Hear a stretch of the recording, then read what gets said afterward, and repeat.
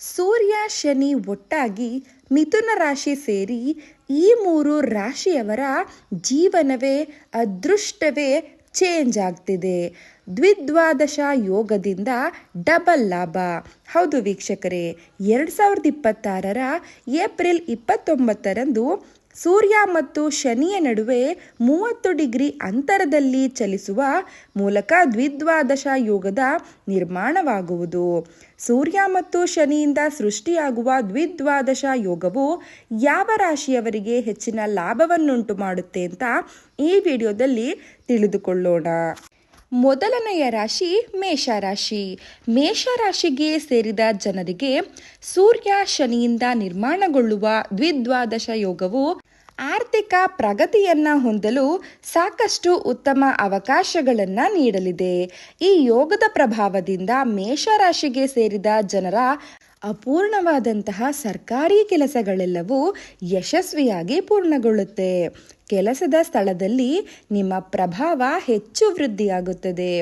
ಈ ಸೂರ್ಯ ಮತ್ತು ಶನಿಯ ವಿಶೇಷ ಅನುಗ್ರಹದಿಂದಾಗಿ ನೀವು ಎಲ್ಲಿ ಹೋದರೂ ಗೌರವ, ಖ್ಯಾತಿ, ಸಮಾಜದಲ್ಲಿ ಸಾಕಷ್ಟು ಹೆಸರು ಕೀರ್ತಿಯನ್ನು ಗಳಿಸುವಂತಹ ಸಾಧ್ಯತೆ ಇದೆ. ಸೂರ್ಯನ ವಿಶೇಷ ಅನುಗ್ರಹ ದೊರಕಲು ಸೂರ್ಯದೇವನಿಗೆ ಈ ಸಂದರ್ಭದಲ್ಲಿ ಅರ್ಘ್ಯವನ್ನು ಅರ್ಪಿಸುವಂಥದ್ದು ಬಹಳನೇ ಉತ್ತಮವಾಗಿರುತ್ತದೆ. ಮಿಥುನ ರಾಶಿ. ಮಿಥುನ ರಾಶಿಗೆ ಸೇರಿದ ಜನರು ದ್ವಿದ್ವಾದಶ ಯೋಗದ ನಿರ್ಮಾಣದಿಂದಾಗಿ ತಮ್ಮ ಬೌದ್ಧಿಕ ಸಾಮರ್ಥ್ಯ ಮತ್ತು ವೃತ್ತಿ ಜೀವನದ ಅಪಾರ ಪ್ರಗತಿಯನ್ನು ಗಳಿಸ್ತಾರೆ. ಜೊತೆಗೆ ಯಶಸ್ಸು ಕೂಡ ಇವರನ್ನ ಬೆಂಬಿಡದೆ ಹಿಂಬಾಲಿಸುತ್ತೆ. ಹಾಗೆಯೇ ವ್ಯವಹಾರವನ್ನು ಮಾಡುವ ಮಿಥುನ ರಾಶಿಗೆ ಸೇರಿದ ಜನರು ಈ ಸಂದರ್ಭದಲ್ಲಿ ತಮ್ಮ ವ್ಯಾಪಾರದ ಹೂಡಿಕೆಯನ್ನು ಮಾಡಲು ಅತ್ಯಂತ ಶುಭದಾಯಕ ಹಾಗೂ ಅನುಕೂಲಕರವಾಗಿರುತ್ತದೆ. ಸೂರ್ಯ ಮತ್ತು ಶನಿಯ ವಿಶೇಷ ಅನುಗ್ರಹ ಮಿಥುನ ರಾಶಿಗೆ ಸೇರಿದ ಜನರ ಮೇಲೆ ಇರೋದ್ರಿಂದ ಈ ಅವಧಿಯಲ್ಲಿ ಕೆಲಸ ಮಾಡುವ ಜನರಿಗೆ ಬಡ್ತಿ ಅಥವಾ ಹೊಸ ಅವಕಾಶಗಳು ಸಿಗುವಂತಹ ಸಾಧ್ಯತೆ ತುಂಬಾನೇ ಹೆಚ್ಚಾಗಿರುತ್ತೆ. ಪರೀಕ್ಷೆಗಳನ್ನು ಬರೆದು ಸರ್ಕಾರಿ ಕೆಲಸದ ನಿರೀಕ್ಷೆಯಲ್ಲಿರುವವರಿಗೆ ಈ ಅವಧಿ ಬಹಳನೇ ಉತ್ತಮ ಅಂತ ಹೇಳ್ಬೋದು.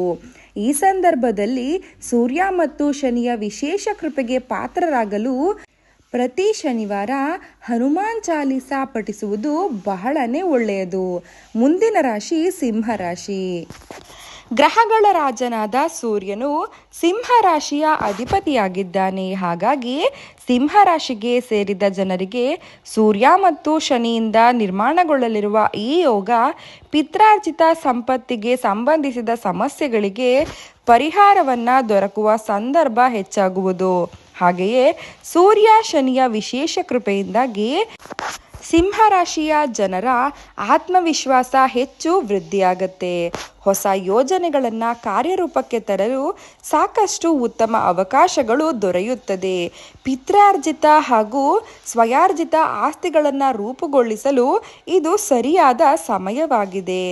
ಈ ಸಂದರ್ಭದಲ್ಲಿ ಶನಿ ದೇವನ ಹಾಗೂ ಸೂರ್ಯದೇವನ ವಿಶೇಷ ಕೃಪೆಗೆ ಪಾತ್ರರಾಗಿ ಉತ್ತಮ ಆರೋಗ್ಯವನ್ನು ಹೊಂದಲು ಆದಿತ್ಯ ಹೃದಯ ಸ್ತೋತ್ರವನ್ನು ಪಠಿಸುವುದು ಬಹಳನೇ ಉತ್ತಮವಾಗಿರುತ್ತದೆ.